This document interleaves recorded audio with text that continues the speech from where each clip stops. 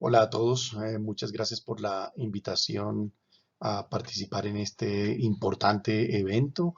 Hoy hablaré sobre el manejo paso a paso de la anticoagulación en fibrilación auricular, específicamente el enfoque del paciente anciano. Mi nombre es Efraín Alonso Gómez, soy jefe de la unidad de cuidados intensivos cardiovasculares de la Clínica Chayo. Soy miembro del programa de falla cardíaca y trasplantes de la misma institución, expresidente de la Sociedad Colombiana de Cardiología, y es para mí un honor participar con ustedes hoy en esta reunión. La prevalencia global de fibrilación auricular es significativamente alta, especialmente en la medida que avanza en la edad.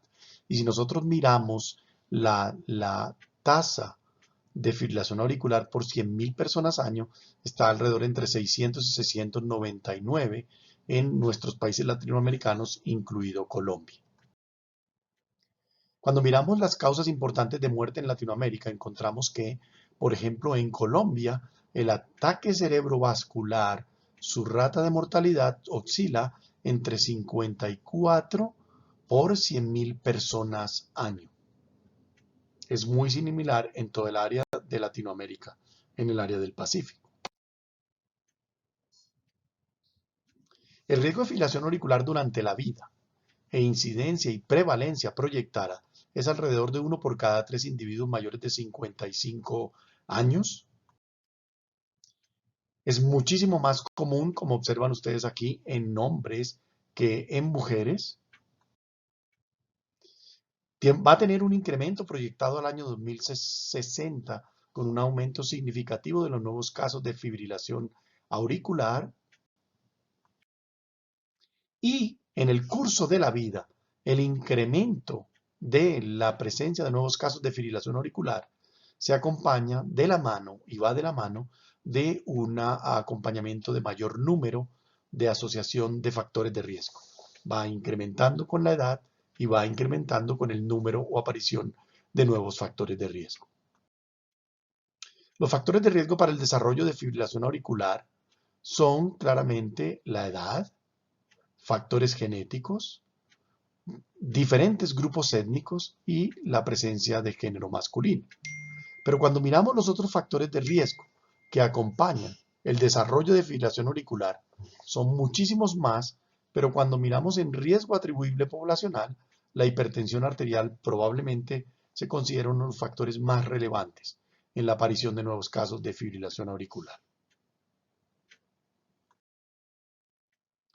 En la presentación clínica de la fibrilación auricular encontramos fibrilación auricular en pacientes asintomáticos o silente, la presencia de pacientes sintomáticos, los cuales se acompañan de palpitación, disnea, fatiga o algunas otras molestias asociadas, como por ejemplo a la presencia de episodios sincopales, alteraciones del sueño o intolerancia al ejercicio. Puede haber una manifestación sintomática con la presencia de inestabilidad hemodinámica que se va a acompañar, por ejemplo, de hipotensión sintomática, síncope, eh, presencia de insuficiencia cardíaca congestiva, isquemia miocárdica o incluso la presencia de choque cardiogénico con respuesta ventricular muy elevada. Y una inestabilidad hemodinámica importante que puede estar de la mano de un aumento importante de la respuesta ventricular. Cuando miramos los factores de fibrilación auricular asociados o los resultados clínicos que se asocian a fibrilación auricular, vamos a encontrar consideraciones como, por ejemplo, una de las más importantes, el ataque cerebrovascular, la disfunción ventricular izquierda, alteraciones de la función cognitiva, mayor número de hospitalizaciones y por consiguiente también la aparición de muerte. 20 a 30% de todos los ataques cerebrovasculares de origen isquémico y 10% de los ataques cerebrovasculares de origen no conocido son asociados a fibrilación auricular. Y la presencia de alteraciones de la función cognitiva con un riesgo relativo de 1.4 a 1.6 aparece independientemente de la presencia de nuevos eventos cerebrovasculares. De tal forma que cuando miramos los eventos clínicos en la población general con fibrilación auricular, miramos que se asocia a ataque cerebrovascular de origen isquémico, ataque cerebrovascular de cualquier origen, la aparición de nuevos casos de insuficiencia cardíaca, la presencia de enfermedad cardíaca isquémica o se asocia con muerte cardíaca súbita, mortalidad cardiovascular, mortalidad por todas las causas e incluso el desarrollo de nuevos casos de deterioro de la función renal. Este esquema es el esquema de las 4 S en fibrilación auricular, que nos permite hacer una caracterización estructurada de la fibrilación auricular. ¿Y por qué es importante? Es importante porque primero nos debe determinar como la primera S el riesgo de un ataque cerebrovascular. Y esto está definido fundamentalmente por las formas en las cuales calculamos el score de riesgo con el CHA2DS2, que nos permite determinar el riesgo de un ataque cerebrovascular. La otra S está determinada por la severidad de los síntomas, ya sea asintomático o síntomas moderados o severos, y eso se determina simplemente por el score de síntomas ERA, que nos permite identificarlo para tratar de determinar estrategias que nos permitan modificar la calidad de vida de nuestro paciente. Esta característica, la escala de riesgo o la escala que determinan los síntomas de ERA, nos clasifica a los pacientes muy parecido a la clase funcional de Nueva York. Entonces tenemos score de 1, score 2A o 2B, que nos determina síntomas asociados a fibrilación auricular moderados a severos, y la clase 3 de ERA son pacientes severos que nos limita la capacidad funcional, y obviamente una clase 4 es una condición severamente discapacitante para la actividad diaria normal de la vida que impide continuarla en una forma adecuada.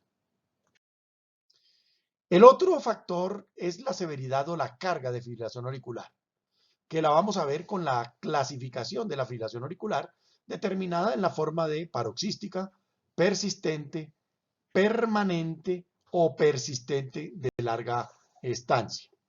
El total de la carga de fibrilación auricular nos permite determinar y considerar acciones en las cuales la fibrilación auricular van a producir un efecto deleterio sobre la función cardíaca o sobre la calidad de vida de nuestros pacientes, o incluso sobre la presencia de repercusiones hemodinámicas. El otro aspecto de las 4 S de la caracterización estructurada de la fibrilación auricular es la severidad del sustrato. Y eso tiene que ver básicamente con el acompañamiento de comorbilidades y factores de riesgo que se encuentran presentes en la fibrilación auricular, cardiomiopatía asociada, crecimiento auricular, etcétera, que son determinados por imágenes, pero que tienen repercusiones importantes en la progresión de la fibrilación auricular. Esta estrategia de la fibrilación auricular, que se denomina el ABC, básicamente está determinado por las estrategias de cuidado. Esta estrategia de cuidado del ABC integra varios factores. Uno, el A, que es evitar el ataque cerebrovascular con las 3 etapas de Birmingham, identificar los pacientes de bajo riesgo, hacer el cálculo del balance clínico neto entre riesgo de embolía y riesgo de sangrado, y decidir la estrategia de anticoagulación, ya sea con anticoagulantes orales directos o antagonistas de vitamina K. Viene el control de los síntomas, que está centrado en la sintomatología y en el bienestar del paciente, en el cual vamos a hacer la consideración de una estrategia que tiene que ver con el control del ritmo o con el control de la respuesta ventricular. Y C, la estrategia del enfoque de las condiciones cardiovasculares que acompañan al paciente con fibrilación auricular, que sería el manejo de la hipertensión arterial, la diabetes, la isquemia, los cambios saludables del estilo de vida, etcétera, que son consideraciones que son muy importantes manejarlas para mejorar la calidad de vida del paciente y frenar la progresión de la enfermedad. Este estudio es un estudio muy bonito en el cual se quería mirar las estrategias con una app de fibrilación auricular en más de 1.600 pacientes, en el cual se le hizo cuidado usual versus el cuidado manejado por una aplicación en los celulares de los pacientes y del médico. Esta aplicación tenía las estrategias en las cuales se miraban la evaluación de riesgo, el riesgo de sangrado, la calidad de la anticoagulación con warfarina, el tiempo en rango terapéutico, y en la parte del paciente de esta aplicación se miraban el riesgo de sangrado, que lo debía saber el paciente, la monitoría de su función renal y hepática, el tiempo en rango terapéutico y algunos videos que le mostraban al paciente lo importante que era el control de la anticoagulación, la importancia y el riesgo que tenía la fibrilación auricular, etcétera. Y al mismo tiempo había una comunicación activa entre las preguntas y las dificultades y las asesorías del paciente al médico y el médico haciendo preguntas específicas sobre intervenciones puntuales en el manejo del tiempo en rango terapéutico o de las pruebas de hígado o de riñón que permitían hacer ajustes o modificaciones en la estrategia terapéutica. Todo eso se integraba en un cuidado basado en el ABC, que tenía que ver con evitar el riesgo de tromboembolía, mejorar los síntomas del paciente y hacer intervenciones en los factores de riesgo del paciente, presión arterial y demás. ¿Qué se quería mirar al final del estudio? Una reducción del riesgo de rehospitalizaciones y eventos clínicos en pacientes con insuficiencia cardíaca. ¿Qué resultados mostró esta intervención? Mostró una reducción del punto compuesto de ataque cerebrovascular isquémico, embolía sistémica o rehospitalizaciones o muerte del 61% en los pacientes que utilizaron la app comparativamente con el cuidado usual, y una diferencia estadísticamente significativa en las rehospitalizaciones por cualquier causa o por insuficiencia cardíaca en los pacientes que utilizaron la app comparativamente con los pacientes que tuvieron el cuidado usual. En conclusión, en este estudio clínico, el manejo integrado o holístico de los pacientes con tecnología de salud reduce el riesgo de rehospitalizaciones y eventos adversos cardiovasculares en pacientes con fibrilación auricular. Ahí se integra como una clínica de anticoagulación moderna en el cual hay una interacción continua entre los cuidados que debe tener el paciente y el autocuidado que debe tener el paciente en el manejo de la anticoagulación y adicional factores de riesgo en fibrilación auricular, y las estrategias de intervención activas que pueden recomendar el grupo médico o el grupo de salud que está integrado con este paciente para el control de la fibrilación auricular y sus factores de riesgo.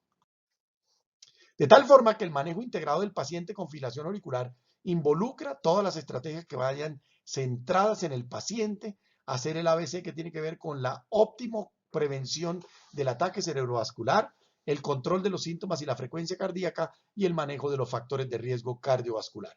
Este team multidisciplinario incorpora no solamente al grupo de farmacéutas, cardiólogos, médicos familiares, enfermeras, médico general, sino también otros grupos que en algún momento requieren intervención, como electrofisiólogo, como neurólogo, etcétera, y todo esto centrado fundamentalmente en el manejo del paciente.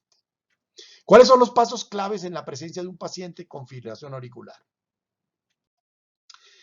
Primero tenemos que ver que cuando tenemos un paciente con fibrilación auricular, el primer paso es el A, evitar que el paciente tenga un evento cerebrovascular. Y ahí tenemos que determinar un paciente elegible para la anticoagulación oral. Y miramos aquí, el paciente tiene prótesis mecánica o estenosis mitral moderada a severa. Si eso es así, debe considerarse la utilización de warfarina y no tiene discusión, porque aquí no aplica la utilización de anticoagulantes orales directos. Si el paciente no tiene válvula mecánica en cualquier localización o estenosis mitral moderada a severa, el paso siguiente sería la identificación de pacientes de bajo riesgo. Si el paciente es de bajo riesgo, no requiere terapia antitrombótica. Si el paciente no es de bajo riesgo, el paso siguiente sería considerar la anticoagulación con anticoagulantes orales directos y o warfarina dependiendo de ciertas características, pero se prefiere el tratamiento con anticoagulantes orales directos. El CHADVAS nos va a determinar el riesgo de embolía del paciente con fibrilación auricular, al punto que un CHADVAS, por ejemplo, de 1, tiene un riesgo de embolía cerebral o sistémica de 1.3% por año. Quiere decir, cada día me despierto, si tengo 1 y tengo 1.3% de embolizar a cerebro o a algún órgano de la economía sistémica. Y 9, que es el máximo score, daría 15% por año cada día con el riesgo de embolía cerebral o sistémica en fibrilación auricular. Desde 1 ya se debe considerar la anticoagulación. El Hasbled es simplemente para identificar cuál de estos parámetros está presente en nuestro paciente y hacer la intervención de ese factor, modificarlo o protegerlo, pero no para suspender ni no considerar la anticoagulación en pacientes con fibrilación auricular. El Hasbled por encima o igual a 3 tiene un riesgo de sangrado por 100 pacientes año de 3.74, de tal forma que el punto de corte de Hasbled para riesgo de sangrado es 3. Hicimos la consideración de anticoagulación en nuestro paciente y si el CHAS-VAS es de 1 para hombres o 2 para mujeres, debe considerarse anticoagulación oral con una clase 2A. Y si el paciente es hombre y tiene más de 2 o igual a 2 o mujer mayor o igual a 3, se debe considerar anticoagulación oral, pero el nivel de evidencia es más poderoso, es 1A. Un nivel de evidencia 2A obliga a anticoagular. Si no se coagula, se debe dar una razón muy poderosa por la cual no se haya anticoagulado el paciente, porque no se consideraría ético no anticoagularlo. En la etapa 3 se inicia anticoagulante oral y se prefieren los anticoagulantes orales directos como terapia fenilalanina por encima de warfarina. Aquí están las dosis y los criterios de selección de los diferentes anticoagulantes orales, dabigatran, rivaroxaban o apixaban. El doxaban no se consigue en Colombia, por lo tanto estas serían las recomendaciones para uso de nuestros pacientes con fibrilación auricular. ¿Cuáles son las contraindicaciones absolutas para la anticoagulación oral? Primero, el sangrado activo serio, se debe identificar el origen y tratar, asociado a comorbilidades como por ejemplo plaquetas, trombocitopenia severa con plaquetas por debajo de 50.000 y anemia severa en investigación. O un evento de sangrado de alto riesgo reciente, tal como una hemorragia intracraniana, se debe considerar la opción no farmacológica.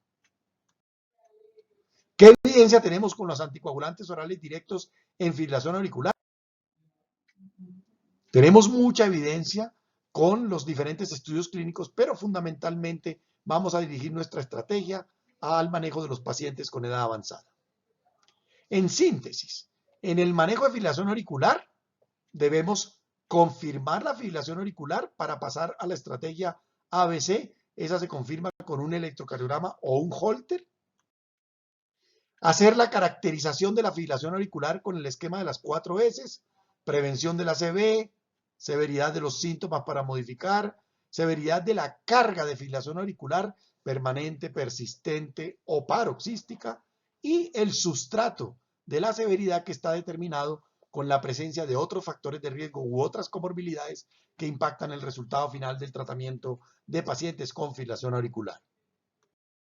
El paso siguiente sería la aplicación del ABC, anticoagular para evitar el ataque cerebrovascular, mejorar los síntomas con el control de la frecuencia y o control de ritmo y la intervención de los factores de riesgo manejados para mantenerlos controlados y prevenir que no empeoren la condición cardiovascular o de embolía de los pacientes con fibrilación auricular. Medición con el CHAS-VAS y el Hasbled para el riesgo. Control de ritmo con tratamiento óptimo, ya sea con ablación y o con control con fármacos e intervención de las comorbilidades con cambios saludables del estilo de vida y tratamiento específico para cada una de estas comorbilidades. ¿Qué tenemos con la fibrilación auricular en el paciente anciano? Primero, el riesgo de fibrilación auricular a lo largo de la vida, la edad y la carga de los factores de riesgo aumentan la incidencia o el desarrollo de fibrilación auricular. Miren aquí claramente cómo van pasando los años. A medida que aumentan los años, aumenta el riesgo de fibrilación auricular. Aquí está en el rango y se aumentaría el riesgo en la medida que yo voy aumentando un perfil de riesgo o elevando el número de factores de riesgo. Cuando miramos este estudio, comparación de la eficacia y seguridad de los nuevos anticoagulantes con warfarina en pacientes con fibrilación auricular, miremos este metaanálisis de los estudios aleatorizados. Aquí se recolectaron más de 71.683 pacientes del Relight, Rocket, Aristóteles y el ENGAGE para mirar la presencia de estudios aleatorizados con relación al análisis de subgrupos de estos estudios clínicos. Y cuando miramos estos estudios clínicos, encontramos que pacientes mayores de 75 años estaban alrededor del 40%, eran mayores de 75 años en la mayoría de los estudios clínicos. De tal forma que tenemos evidencia suficiente de la presencia de un porcentaje de pacientes mayores de 75 años para demostrar beneficio con la utilización de anticoagulantes orales directos comparados con warfarina.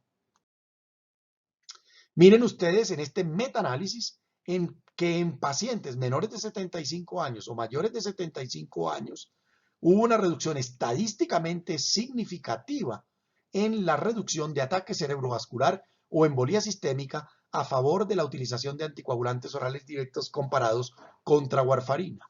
Y cuando miramos el componente de seguridad, observen ustedes que si bien es cierto, fueron más seguros comparado con warfarina, en menores de 75 años, los anticoagulantes orales directos fueron no inferiores a warfarina en la presencia de sangrado mayor comparativamente con warfarina, de tal forma que son muy eficaces y al menos no inferiores en el riesgo de sangrado comparativamente con warfarina en este metaanálisis.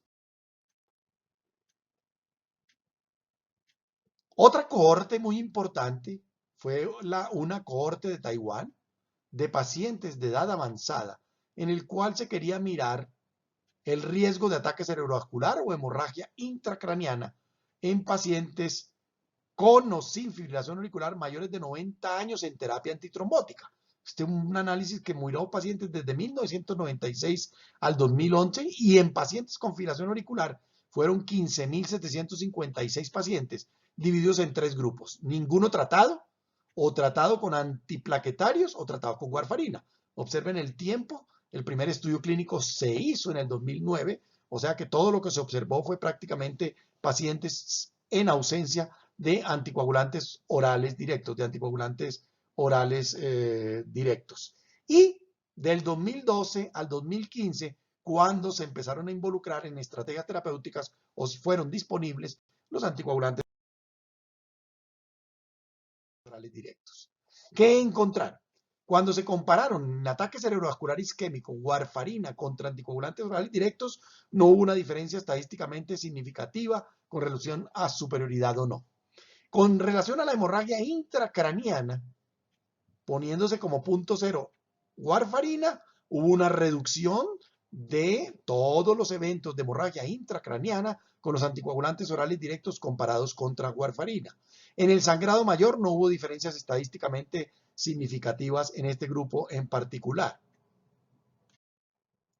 ¿Qué concluyó este estudio? Porque simplemente les mostré lo que tiene que ver con la era de los nuevos anticoagulantes orales directos. En esta gran cohorte de pacientes mayores de 90 años de edad, pacientes con fibrilación auricular quienes recibieron agentes antiplaquetarios, no mostraron diferencia significativa en el ataque cerebrovascular isquémico o hemorragia intracraniana, pero estos pacientes que tomaron warfarina estuvieron asociados a un riesgo menor de ataque cerebrovascular isquémico con no diferencias en hemorragia intracraniana comparando warfarina con anticoagulantes orales directos. Hubo una asociación a una menor presencia de riesgo de hemorragia intracerebral, de tal forma que con relación a los anticoagulantes orales podrían ser considerados a hoy por hoy como tromboprofilaxis para los pacientes ancianos, siendo el resultado con los anticoagulantes orales directos mucho más favorable y siendo la elección en este grupo de pacientes mayores de 90 años. Los resultados basados en edad y el uso de warfarina muestra claramente que en la medida que tenemos mayor edad, hay una mayor frecuencia de eventos cerebrovasculares o embolía sistémica en los pacientes con relación a la edad. Y cuando miramos el riesgo de sangrado dentro del primer año en pacientes mayores de 80 años, en pacientes que están recibiendo vitamina K, los pacientes mayores de 80 años tienen mayor riesgo también de sangrado en términos generales. Por lo tanto, si bien es cierto son pacientes de alto riesgo, el beneficio neto obtenido por el tratamiento anticoagulante es fundamental. Aquí tenemos este estudio de warfarina más aspirina, el BAFTA, donde no deja duda que así tuviéramos un rango terapéutico de warfarina muy bueno, comparado con aspirina en pacientes con filación auricular, sin duda alguna, aspirina fue inferior a warfarina en la prevención de eventos cerebrovasculares, de tal forma que no hay ninguna razón hoy por hoy que se dé aspirina a ninguna persona de edad avanzada con filación auricular por temor al riesgo de sangrado comparativamente incluso contra warfarina. Estos datos soportan el hecho que la terapia anticoagulante en personas mayores de 75 años, quienes tengan filación auricular, a menos que esté contraindicado, traen un beneficio contra no recibir ningún tipo de tratamiento. Este es otro análisis muy bueno, muy bonito, en el cual se quería mirar la presencia de demencia con anticoagulación en fibrilación auricular. Este es un registro retrospectivo muy grande de pacientes diagnosticados con fibrilación auricular que no tenían diagnóstico de demencia previa en el registro suizo de 2006 a 2014. El estudio involucró 444.106 pacientes sobre 1.5 millones de años a riesgo en este cálculo evaluado con los pacientes y se quería mirar la presencia de aparición de demencia.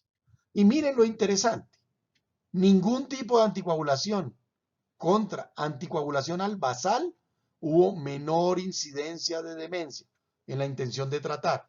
Y ya en el tratamiento observen claramente que cualquier tratamiento anticoagulante incluye warfarina, fue superior a nunca anticoagular los pacientes en la aparición de nuevos casos de demencia comparativamente en pacientes que no tenían demencia previa.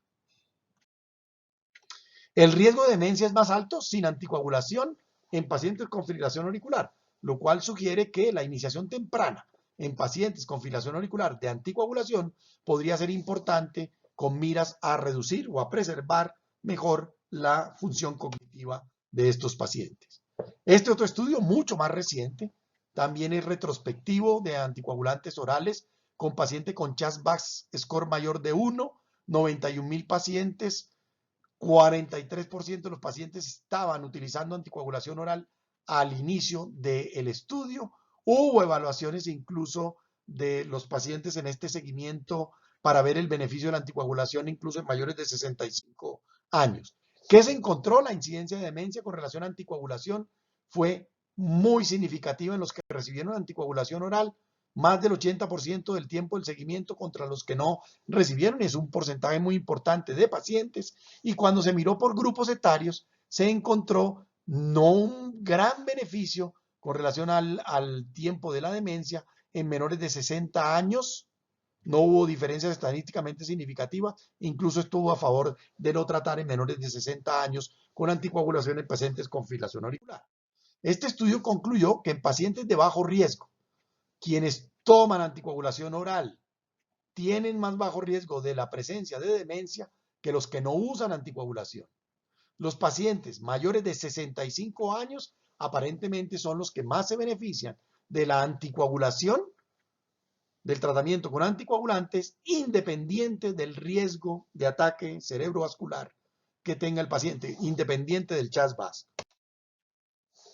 Este es un registro japonés, el ANAFI Registry, que nos quiere mostrar el comportamiento de los pacientes con fibrilación auricular, pacientes ancianos con fibrilación auricular en su seguimiento a 2 años. ¿Qué encontraron ellos? Que la anticoagulación oral con anticoagulantes orales directos versus warfarina mostró un claro beneficio y una tendencia a favor de los anticoagulantes orales directos, especialmente en aquellos pacientes de mayor edad. Observen ustedes que obtuvieron un gran beneficio. En el riesgo de sangrado mayor fue no diferencias estadísticamente significativas. En hemorragia intracraneal no hubo diferencias estadísticamente significativas. En mortalidad por todas las causas no hubo diferencias estadísticamente significativas. Y en el resultado clínico neto, sin duda, fue a favor tanto para los pacientes menores de 85 años como para los pacientes mayores de 85 años. Quiere decir que los anticoagulantes orales directos en este registro grande japonés mostró que hay un beneficio clínico neto en pacientes en el tratamiento con fibrilación auricular, tengan o no mayores de 85 años. La incidencia de estos puntos finales fue menor en pacientes tomando anticoagulantes orales directos comparados con warfarina para todos los pacientes mayores de 75 años. ¿Cuáles son los criterios de selección de la dosis de anticoagulantes orales directos que es importante tener presente? Primero, la dosis estándar de dabigatran es 150 miligramos cada 12 horas, de rivaroxaban es 20 miligramos cada 24 horas y de apixaban debe ser 5 miligramos cada 12 horas. Dosis bajas, 110 miligramos cada 12 horas para grupos en particular. ¿A quiénes? A pacientes mayores de 80 años que tomen concomitantemente verapamilo o mucho o un muy alto riesgo de sangrado hemorrágico. 15 miligramos de rivaroxaban para pacientes con tasa de filtración entre 15 y 49 y 2.5 miligramos de apixaban 2 veces al día para aquel que tenga al menos 2 de estos 3 criterios: edad mayor de 80 años, peso corporal menor de 60 kilos y una creatinina sérica mayor de 1.5 miligramos por decilitro. En conclusión y como mensajes para llevar a casa, la fibrilación auricular exige un abordaje multifacético, holístico y multidisciplinario. El riesgo de fibrilación auricular a lo largo de la vida aumenta con el aumento de la edad y la carga de los factores de riesgo. El riesgo de ataque cerebrovascular, la gravedad de los síntomas, la carga de fibrilación auricular y la gravedad del sustrato que tenga el paciente forman parte de la estructura que caracteriza la fibrilación auricular. La fibrilación auricular es una enfermedad de los ancianos predominantemente. La prevención del ataque cerebrovascular es una prioridad del manejo moderno de la fibrilación auricular y su prevención requiere de la anticoagulante oral directo a muy largo plazo y hay una evidencia suficientemente sólida para aseverar que la anticoagulación de fibrilación auricular en pacientes ancianos es segura y eficaz, siendo superior al uso de warfarina. Muchísimas gracias.